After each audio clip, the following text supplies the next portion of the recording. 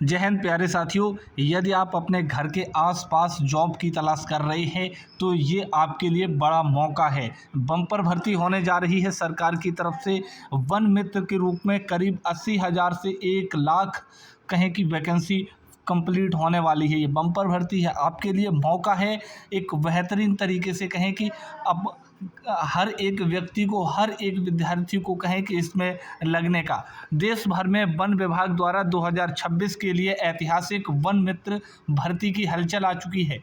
News reports और viral panchayat form के अनुसार लगभग 80,000 से 1 लाख पदों पर मौका मिलेगा। हाँ जी दोस्तों, यह भर्ती सीधे ग्राम पंचायत स्तर पर की जाएगी, यानी कि जो ग्राम पंचायत लेवल पर चीज़ें होंगी। युवाओं और बेरोजगारों के लिए अपने ही गांव में सरकारी अर्ध सरकारी सेवा का अवसर है और योग्यता मात्र 10वीं पास, जो आज की डेट में हर कोई कर रहा है।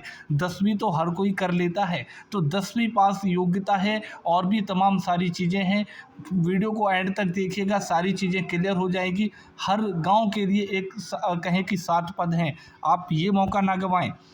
आगे समझिएगा क्या है वन मित्र योजना और इसका मुख्य उद्देश्य क्या है। स्टेप 1 पौधारोपण, स्टेप 2 अवैध कटाई पर रोक लगवानी, स्टेप 3 पर्यावरण संरक्षण। मुख्य लक्ष्य सरकार का उद्देश्य पर्यावरण संरक्षण और जंगलों को बचाना है। स्थानीय भागीदारी की बात करें तो वनों की रक्षा के लिए बाहरी लोगों के बजाय स्थानीय ग्रामीणों को नियुक्त करना है। बजट 2024-25 का प्रभाव साफ तौर पे देखा जाएगा। इसी बजट घोषणा के तहत ग्राम पंचायतों को ये जिम्मेदारी सौंपी गई है। जी हाँ, अगर हम बात करें आगे को लेकर के तो बड़ी अपडेट है सभी बेरोजगार युवाओं के लिए। हर ग्राम पंचायत में नियुक्त होंगे 7 वन मित्र। कैसे होंगे, क्या होंगे, फुल जानकारी समझ लीजिएगा इस वीडियो के अंदर। एक ग्राम पंचायत के अंदर 5 पुरुष लगेंगे और न्यूनतम 2 महिला अनिवार्य हैं। मतलब 2 फीमेल कैंडिडेट और 5 मेल कैंडिडेट जो हैं यहाँ पर लगने वाले हैं एक ग्राम पंचायत के अंदर। आधिकारिक अपडेट के अनुसार प्रत्येक ग्राम पंचायत में कम से कम 7 वन मित्रों की नियुक्ति होगी। महिला सशक्तिकरण पर जोर है। इन 7 पदों में से न्यूनतम 2 पद महिलाओं के लिए आरक्षित हैं। कुल 14,700 पंचायतों के हिसाब से पदों की संख्या 1 लाख के पार जा सकती है। जी हाँ, 1 लाख के पार जा सकती है। आगे बात करें नियुक्ति होने के बाद वन मित्रों के मुख्य कार्य। आपका जो कार्य रहेगा इसमें वन मित्र के रूप में, वो आप क्या करेंगे कि पौधारोपण, अपने क्षेत्र में नए पेड़ लगाना और उनकी देखभाल करना, ये भी वन मित्र का काम होगा। निगरानी की बात करें, जंगलों की अवैध कटाई और अतिक्रमण को रोकना वन मित्र का काम है। वन्य जीव संरक्षण, वन्य जीवों की रक्षा जैसे सांप, जानवर आदि का रेस्क्यू करना, ये भी वन मित्र का ही कार्य रहेगा।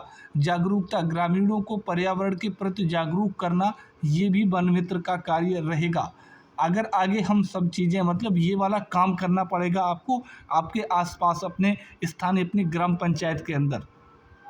कौन भर सकता है, कौन कर सकता है आवेदन, जानिए शैक्षणिक योग्यता, और वो मात्र है 10वीं पास। केवल आप 10वीं पास हों, कोई उच्च डिग्री नहीं चाहिए इसमें। किसी भी मान्यता प्राप्त बोर्ड से मात्र 10वीं कक्षा पास होना अनिवार्य है। ऑल इंडिया योग्यता, भारत का कोई भी नागरिक, महिला या पुरुष इसमें आवेदन कर सकता है। स्थानीय प्राथमिकता की बात करें तो हालांकि ऑल इंडिया लेवल की भर्ती है, लेकिन जिस ग्राम पंचायत का फॉर्म है वहीं के स्थानीय निवासी को इसमें प्राथमिकता मिलेगी। यानी आपके ग्राम पंचायत में आप ही को प्राथमिकता दी जाएगी, आप ही वहां पर कर सकते हैं। दूसरा कोई व्यक्ति अगर आपके वहां से, आपकी ग्राम पंचायत से फॉर्म भरेगा तो उसमें आपको पहले लगाया जाएगा, क्योंकि बात की गई है स्थानीय निवासी को इसमें प्राथमिकता दी जाएगी। आगे समझिएगा चीज़ों को लेकर के। अगर हम आगे देखें, आवेदन के लिए कितनी होनी चाहिए आयु सीमा। आयु की अगर बात करें तो न्यूनतम आपकी 18 वर्ष, मैक्सिमम आपकी 40 वर्ष। आयु की गणना फॉर्म में दी गई जानकारी के अनुसार आयु की गणना जनवरी 2026 के आधार पर की जा सकती है। 18 से 40 वर्ष के बीच का कोई भी स्वस्थ युवा इस अवसर का लाभ उठा सकता है। कोई भी उठा सकता है जो 18 से 40 वर्ष का है युवा। 40 वर्ष और इसमें 5 वर्ष की छूट, 45 वर्ष तक मौका मिल जाएगा। आरक्षित वर्गों को आयु सीमा में जब 5 वर्ष की जो छूट होती है उस हिसाब से सरकारी नियमानुसार निम्नलिखित वर्गों को अधिकतम आयु सीमा में 5 वर्ष की छूट मिलेगी। जैसे अनुसूचित जाति जनजाति उम्मीदवार, सभी महिला उम्मीदवारों को भी 5 वर्ष की छूट है। पूर्व वन विभाग कर्मचारी, इनको भी 5 वर्ष की छूट। दिव्यांग उम्मीदवार, अन्य पिछड़ा वर्ग उम्मीदवार, सबको इनको 5 वर्ष की जो छूट है वो दी जा सकती है। फॉर्म भरने से पहले तैयार रखें आप ये महत्वपूर्ण दस्तावेज। सबसे पहले आप आधार कार्ड, आपकी मुख्य पहचान और आयु के प्रमाण के लिए आप आधार कार्ड रखें। मूल निवास प्रमाण पत्र भी आप अपने पास रखें, क्योंकि इस मूल निवास से ही आपको पता चलेगा कि ये यह साबित करने के लिए है आप उसी ग्राम पंचायत या राज्य के स्थानीय निवासी हैं। ये मूल निवास इसलिए चाहिए। जाति प्रमाण पत्र, यदि आप आरक्षित वर्ग से हैं और आय सीमा में छूट या आरक्षण का लाभ लेना चाहते हैं तो फिर जाति प्रमाण पत्र चाहिए, यानी कि आधार कार्ड, मूल निवास, जाति प्रमाण पत्र।